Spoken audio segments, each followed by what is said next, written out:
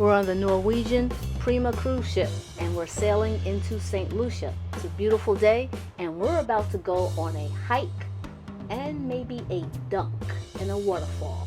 I'm the NYC Traveler.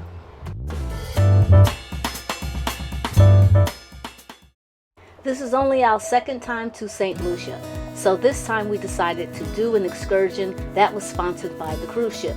This was because in case there were any issues, we could get our money back, and if there was a problem during the excursion, the ship would wait for us and not leave us.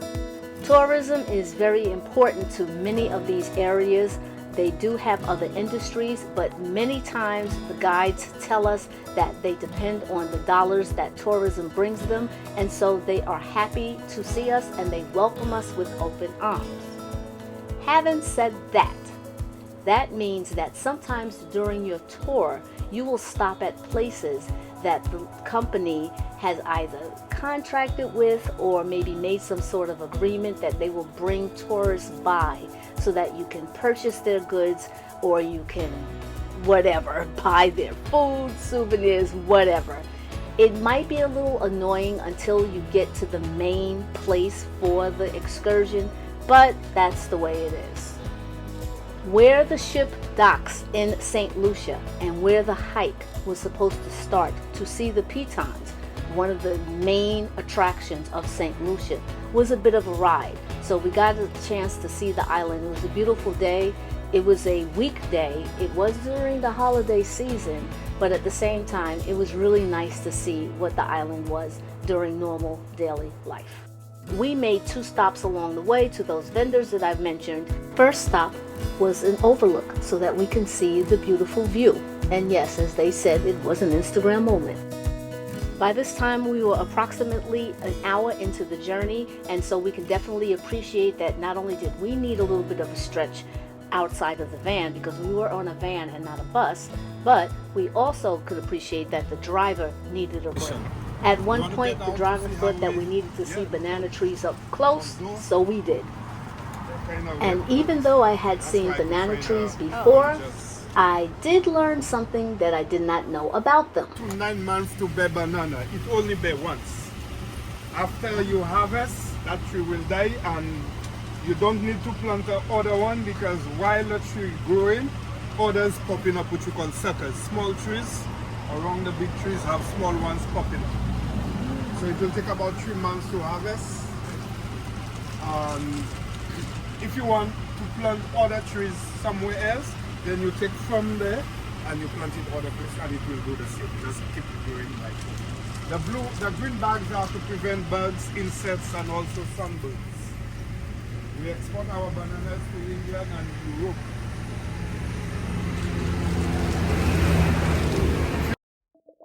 After that, we were on our way to the next stop. Along the way, what the guide had told us about banana plants took on more significance as we saw them more and more throughout the journey. This next stop was definitely designed for tourists. It was not for the locals. In fact, it was so much for the tourists that they wanted to charge to use the restroom. But the view was lovely, of course, anyway. Our next by-the-road lesson was about the cacao fruit. The fruit of the plant is edible. It's the seeds that are actually used to make chocolate. Sour ones. Now I guess this one is kind of sour sweet like. So you don't bite. If you bite, it's not bad. If you bite, it will just have a bitter taste. Okay, but if you suck on the seed, you will taste it and just feel how it is. You hold that seed. It's sour, right? Yes. Yeah. But there is some sweet ones.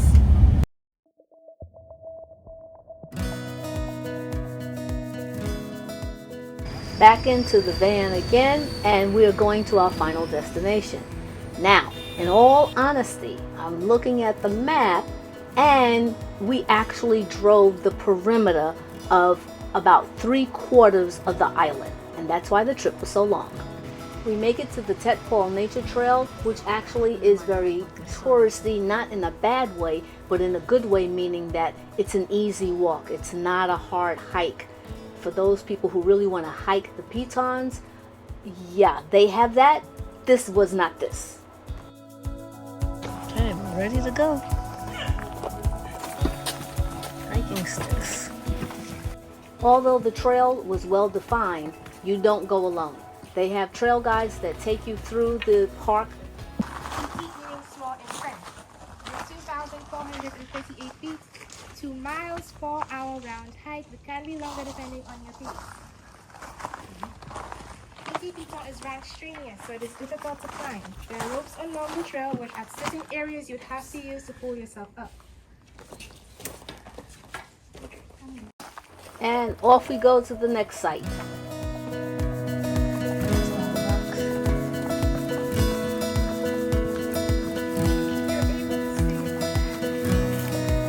What would you do and where would you go?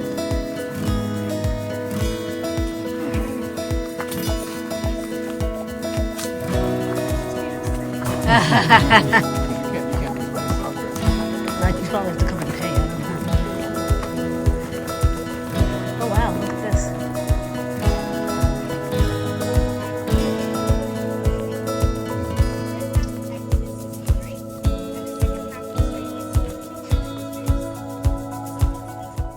So as much as we could have lingered and admired the view, it was actually time to continue the hike.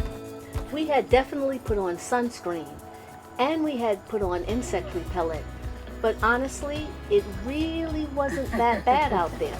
Usually when I'm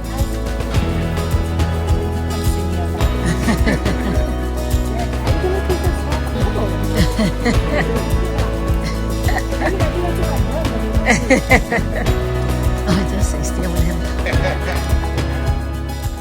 The trail was well cut out, so it really wasn't steep, but you should watch your step. And it does seem like you have climbed to heaven, so you can get a great view of the Pitons. Since we climbed all this way, and we've been saying Pitons the whole entire time, actually they are 2 mountainous volcanic plugs.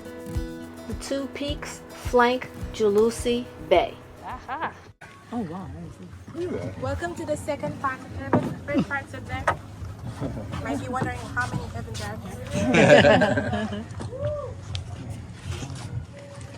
Island. It is a nature reserve and there are different species of animals, cacti and plants on there.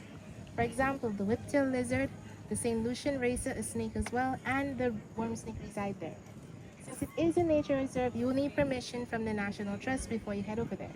However, if you do go there without permission, you can be charged and or arrested. The largest mountain in St. Lucia is 950 meters, 7 to 8 hour hike. There are different species of animals and birds on there. For example, our national bird, the parrot, the Amazon vesica resides there, as well as a few different types of snakes. For example, the Pitons. Would anyone try hiking this mountain? No. I agree with you. Neither would I. So as much as we enjoyed being here, it was time soon to resume our hike. The stairs down. Shoes not to wear. As you can see, people did not adhere to the advice on the cruise ship literature there that said wear appropriate footwear. They made it. Honestly, I would not recommend wearing flip-flops or sandals on this excursion. We got a snack, took a little bit of a pit stop, and then we were headed off to the next part of the excursion. As long as that drive was, this was not the end of the excursion, but this is the end of this trail. Next stop to the Toraille Waterfall. By this time, our van had caught up with other excursions, so there was quite a bit of activity at the waterfall. But if you wanted to get underneath it, you still could. Meanwhile, the park is actually very pretty. It's a very small area, but take a walk around. Lunch was at the Soufriere Estate. The estate used to be used for mineral baths. It was a private estate dating back to King Louis XIV. He gave it to the DeVoe brothers, and they thought it was good for rheumatism and skin complaints. Right now, it's great for a meal. Experienced travelers who take guided tours know that sometimes the meal that's provided might not be the best. But in this case, it really wasn't bad. And you could have it adapted. If you wanted extra little spicy, I think they had sauce for you. Me, I was fine the way it was, and it was pretty good. It was December, which means that the days were shorter. By the time we arrived back at the dock, as you can see, the sun was about to set. It was definitely dark. We passed through the cruise port, which actually had been built up a bit since the last time we had been there, which was about 10-11 years ago, and we'll explore that the next time around. But now, it's time to get back on board and have a little dinner. So, what did we think? Yes, it is a long ride from the cruise port to the site where we're going to hike. Yes, maybe we needed a couple of those pit stops, maybe just one, since it's a 2-hour ride there and a 2-hour ride back, although I think the guide was speeding it up a bit at the end. The hike was definitely worth it to see the Pitons. The information was good from the guides, and the guides were very friendly and they were very personable. At the waterfall, it was a bit crowded. There were a couple of other excursions there as well, but it was very nice to see the waterfall. That's also a National Heritage Site, and we like to support the local tourism. The food, as we said before, was definitely better than expected. It definitely wasn't gourmet, but it was not horrible, and you needed it because you were out all day. This tour is not accessible for people with mobility issues or for strollers or for very young children. The ride is very long, and the hike can be strenuous for toddlers and I would say children under 5 years old. Also, you should dress appropriately. Wear the proper shoes. Bring the swimwear if you would like to swim in the waterfall. And also make sure you bring a towel so you don't have it wet in the van on the way back. I'm the NYC Traveler. Thanks for exploring with us and hiking with us, and see you at the next excursion.